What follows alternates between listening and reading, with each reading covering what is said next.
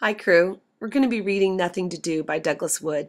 It's one of my favorite books, and for a couple of reasons. First of all, it has great fodder for thinking. I'm telling you, every time I read this book, new ideas are constantly popping into my head.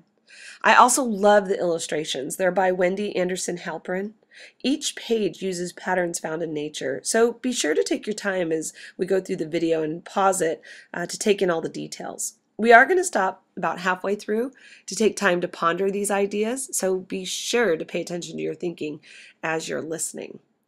So, Nothing to Do by Douglas Wood. Once in a while, along comes a day when there is nothing, absolutely positively nothing to do. And isn't it great? No school, no homework, no little league, no dance class, no play rehearsal, no soccer practice, no computer camp, no anything. Just a white empty space on the calendar. Of course, some people get a little worried about these spaces. These people are very nice and wear big shoes, but we'll think about them a little later. But what do you do when there's nothing to do? Well, I have heard stories, wonderful stories, about taking off your shoes and walking through green grass or mud in your bare feet, or making toy ships out of sticks, and sailing them across a puddle that somehow seems as wide as an ocean.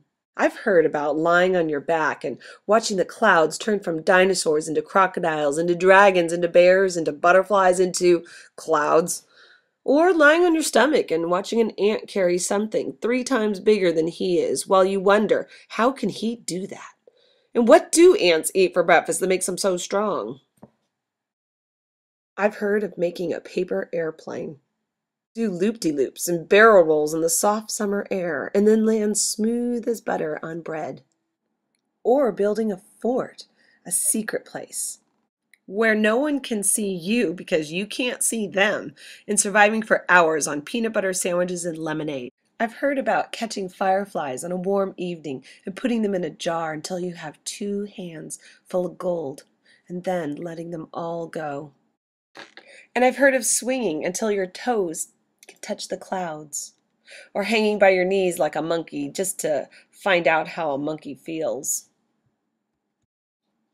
I've heard of climbing a good tree that's been waiting all its long life just to be climbed by you. Or finding a quiet spot and reading your favorite book, and then reading it again, just because it's your favorite. So we're going to pause here. I know, just like in class, but I just have to share what keeps running through my head as we're reading this book. I want you to remember, good readers pay attention to their internal conversations because it really helps them to understand the text a lot better. And as we were reading this, I kept thinking about when I was in 5th grade and I had nothing to do and my mom would send me outside, but we were surrounded by woods in our house and we would spend so many hours out there. We had this great tree house that we shared with all my neighbors, and there was this really scary rope swing that was behind there that I was completely afraid to go on.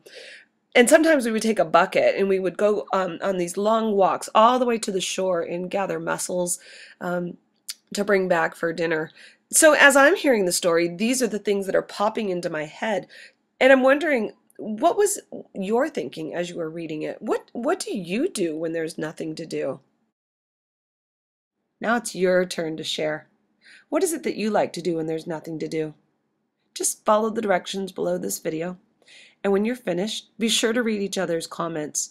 You can learn a lot and be inspired by what your classmates have said. And when you're finished with that, click the link to see the end of the story.